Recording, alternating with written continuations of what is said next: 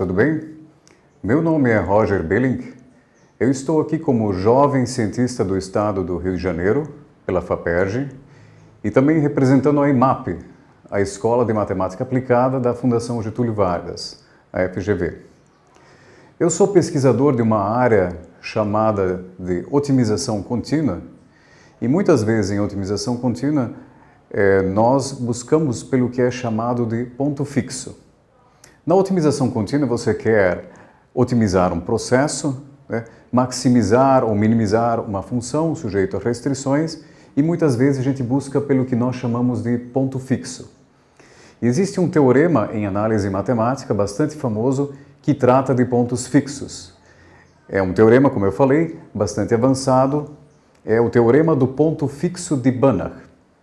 Apesar de ser avançado, eu gostaria de trazê-lo hoje para um público, para vocês, um público de ensino médio, de uma maneira bastante lúdica, bastante visual, bastante geométrica e bastante intuitiva.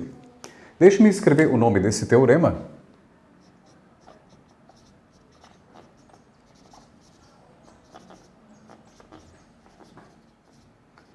O teorema do ponto fixo de Banach. Banach foi um matemático bastante famoso. Existem conjuntos, espaços que a gente chama espaços vetoriais, chamamos de espaços de Banach. Ele aparece em diversos contextos em matemática e eu vou trazer este famoso teorema dele, o teorema do ponto fixo. Deixa eu enunciar esse teorema. Isso aqui é uma parte mais avançada, mas em seguida eu dou uma aplicação bastante visual, bastante simples desse teorema. Então, seja f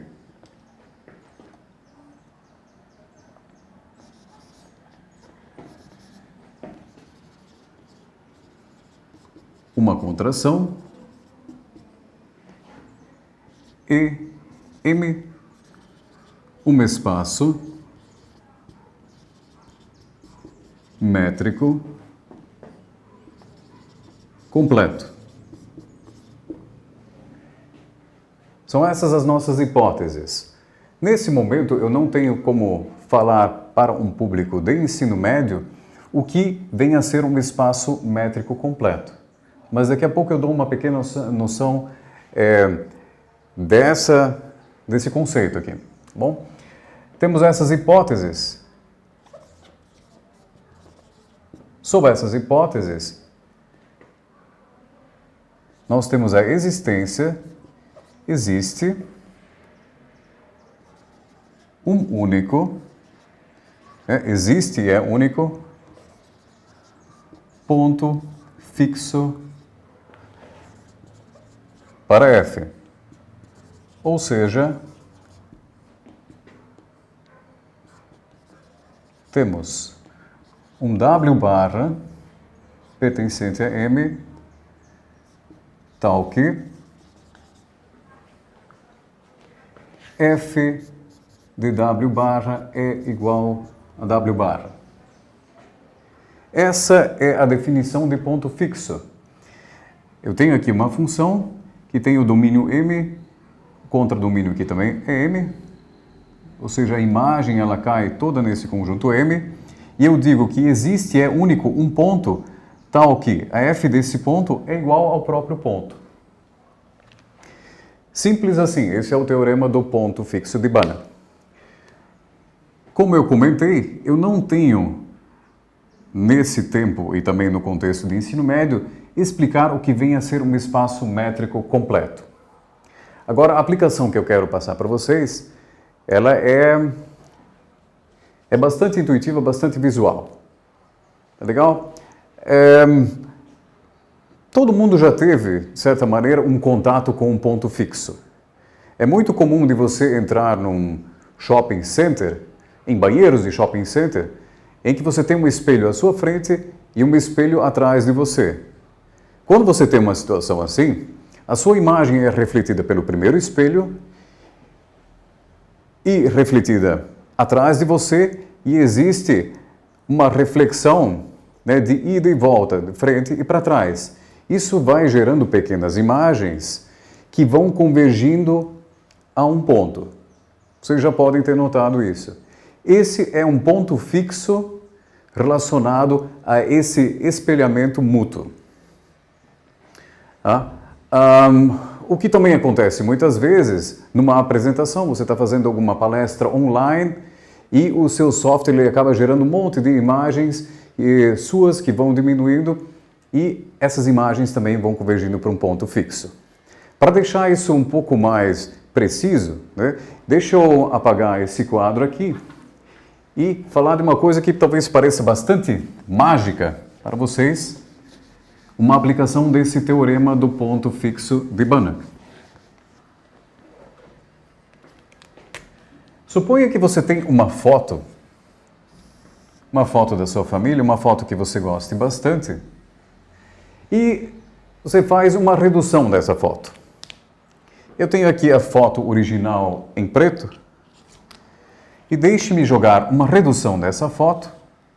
Essa redução, a princípio, ela não precisa ser proporcional, ou seja, o tanto que você diminui a foto aqui na horizontal não precisa ser o tanto quanto você diminui na vertical.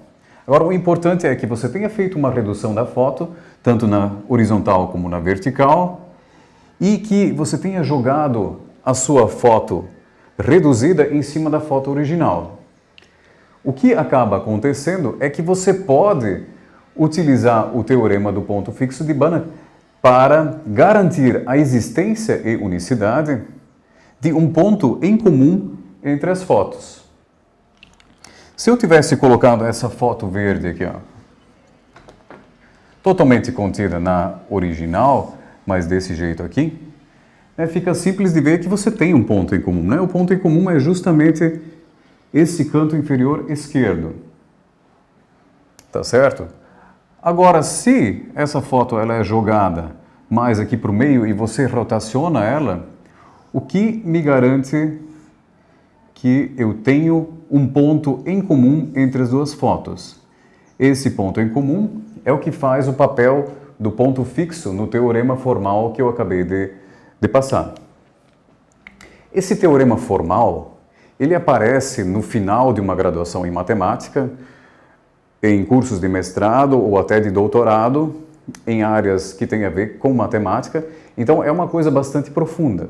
Mas isso aqui é bastante visual e acho que bastante entendível, mesmo num contexto de ensino médio. Ok? Então, mesmo se eu jogo a minha redução aqui com um certo ângulo de rotação, aqui mais para o meio, haverá e será único o ponto fixo. Nós poderíamos enxergar, colocar essa foto aqui num plano cartesiano, em x versus y, e dizer que o nosso conjunto M é a foto original. Então, esse seria o domínio da minha função. Eu teria uma função de duas variáveis, porque cada ponto aqui da foto diz respeito a uma coordenada em x e a uma coordenada em y, certo? E, por exemplo, a minha função que eu teria, aquela f, no teorema do ponto fixo, ela levaria, por exemplo, esse ponto aqui. O canto original aqui, esquerdo, inferior esquerdo, é levado aqui. Esse ponto aqui é levado aqui. Essa quina é trazida por f até aqui. E esse ponto vem até aqui. Isso me daria uma função de duas variáveis, uma f de xy, com o seguinte formato. Aqui eu teria uma matriz A, B, C, D, vezes uma matriz coluna,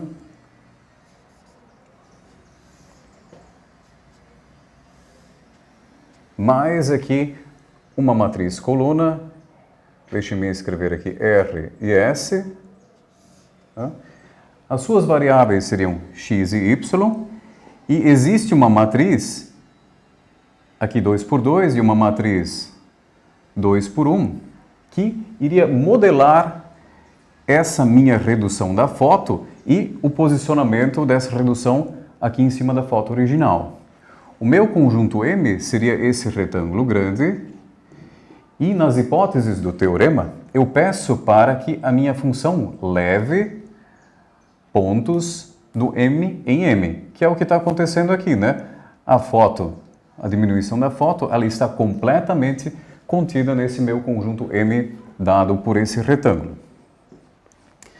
Para cada disposição e diminuição da foto, para cada configuração que você gera, né, tem a foto original, joga uma redução em cima, eu obtenho uma matriz aqui, especial, e um vetor aqui, que vai modelar o problema. Com essa função, eu consigo, de maneira algorítmica, inclusive, né, encontrar o ponto fixo. Eu não vou entrar muito em detalhes e fazer contas, mas eu vou dizer mais ou menos como seria esse processo algorítmico. Do mesmo jeito que eu joguei essa redução em cima da original, eu faria agora uma redução dessa primeira redução aqui e jogaria essa nova redução aqui em cima da mesma maneira. Digamos, mantendo esse ângulo, mantendo o grau de redução que você obteve. Portanto, seria alguma coisa desse tipo. E aqui a mesma coisa, segue o mesmo ângulo e você reduz do mesmo jeito. Desculpem, isso é informal, mas é basicamente isso. E assim por diante. Desse jeito, nós estaríamos gerando reduções sucessivas e elas vão convergindo a um ponto, e esse é um ponto em comum entre as fotos. É bonito de ver isso, né? Eu até tive um aluno de mestrado profissional em matemática que trabalhou com isso. E ele tinha fotos da família dele, reduzia, jogava em cima de uma maneira aleatória da foto original e conseguia, com esse processo que eu descrevi aqui, achar um ponto em comum das fotos. O interessante, né? Para você conseguir essa matriz e essa matriz coluna aqui, bastaria você ter as seguintes informações. Para onde foi esse ponto? Foi para cá. Esse aqui foi para cá. Esse para cá e esse último veio aqui. Com essas informações, eu consigo resolver sistemas lineares, que é um assunto que nós vemos no ensino médio. Sistemas lineares de duas equações e duas incógnitas. E obter todos esses números A, B, C, R e S. E para obter o ponto fixo, não dessa maneira intuitiva que eu falei, né? Ficar reduzindo da mesma maneira a foto, ver que isso vai convergindo a um ponto, da mesma maneira como acontece com um duplo espelhamento, quando você tem um espelho à sua frente e um atrás, eu poderia de fato fazer contas com essa F aqui para obter esse ponto fixo e obter a convergência. Mas aí nós teríamos que entrar numa questão que é mais uma questão de matemática superior, que é a noção de limite.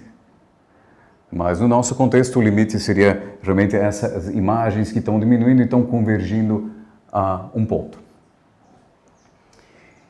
Entendo que essa apresentação aqui, essa aplicação do teorema do ponto fixo de Banach, ela é bastante intuitiva e todos podem ter acesso, entender o que está sendo dito aqui. Agora, a prova do teorema de Banach aqui mesmo, do ponto fixo de Banach, é algo um pouco mais difícil, né? Deixa eu explicar um pouco mais sobre essa questão de ponto fixo.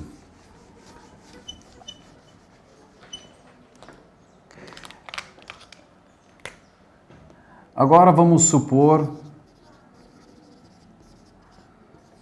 suponha que f é uma função que a gente vê aí no ensino médio, digamos uma função quadrática. F tem domínio sendo o conjunto dos números reais, o contradomínio também é de reais, com f de x, digamos aqui, x² menos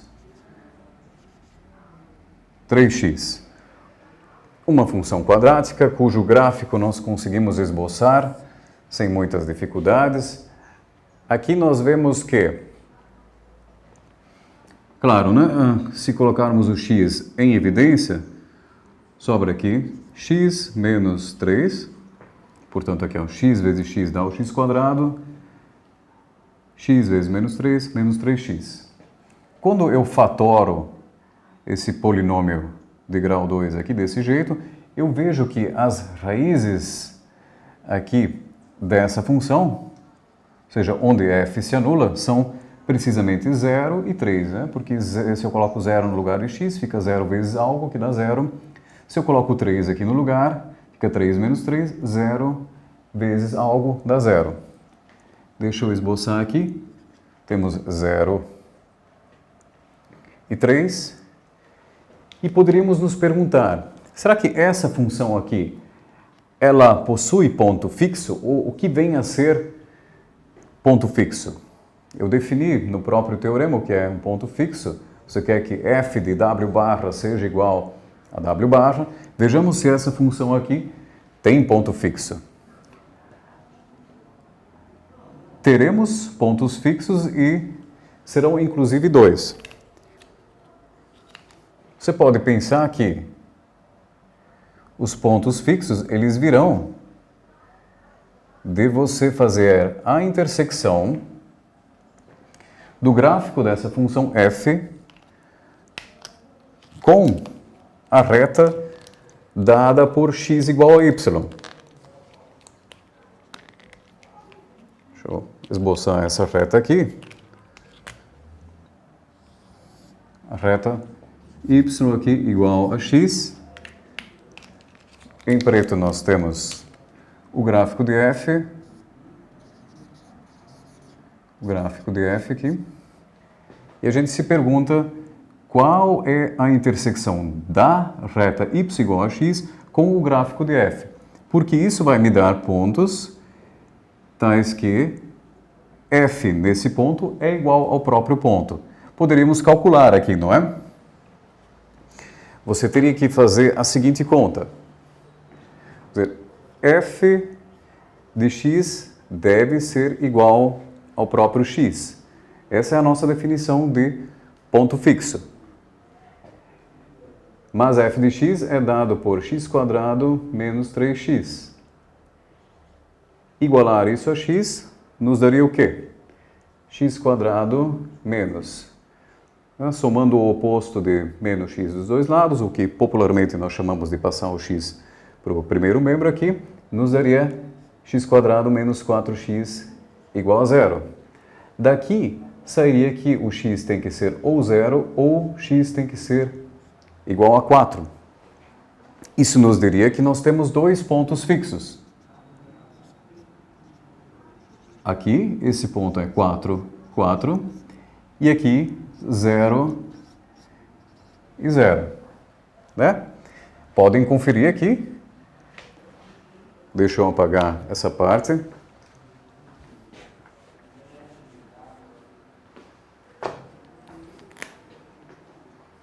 F de 0 daria 0 ao quadrado menos 3 vezes 0, que é igual a 0. F de 4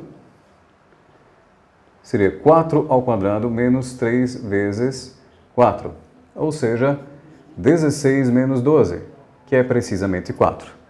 Temos aí dois pontos fixos para essa função. O 0 está sendo levado no 0 e o 4 está sendo levado aqui no 4. Essa é a definição de ponto fixo. E vejam que essa função aqui ela não poderia se encaixar lá nas hipóteses do teorema do ponto fixo de Banach. Por quê? Porque eu obtive mais de um ponto fixo. Eu obtive exatamente dois, o 0 e o 4. Isso quer dizer que essa função f aqui não é uma contração. É claro, eu teria que definir precisamente o que é uma contração. Na questão das fotos que eu mostrei aqui, a ideia de contração é, de fato, você pensar que tinha uma foto original e depois uma redução da foto. Isso te dá uma espécie de contração. Eu acho que seria isso por hoje. Espero que vocês tenham entendido parte do que eu quis passar. Nós vimos o quê? Eu apresentei no começo um teorema muito famoso em matemática, matemática superior, algo que se vê numa graduação em matemática, num mestrado ou mesmo num doutorado em matemática, que é o teorema do ponto fixo de Banach, que diz que uma contração entre espaços métricos completos possui um ponto fixo e, além disso, esse ponto fixo tem que ser único. Algo muito difícil de você explicar num contexto de ensino médio, porque teríamos que abordar questões de uma área chamada análise, o que é um espaço métrico completo, etc. Mas a aplicação que eu trouxe é bastante tratável, mesmo com o conteúdo de ensino médio. Tem uma foto original, uma foto que você gosta muito, você faz uma redução, joga essa redução em cima da original, de modo que ela fique completamente contida na original, e a afirmação, que é uma consequência do teorema do ponto fixo de Banach, é que nós teremos um ponto em comum entre as fotos. Vai lá, de repente, é um parente seu, exatamente o olho dele na foto original coincidiu ali com o olho na redução. Por incrível que pareça, por mais mágico que isso possa parecer, é um fato verdadeiro e ele é provado através do teorema do ponto fixo de Banach. Um abraço, muito obrigado.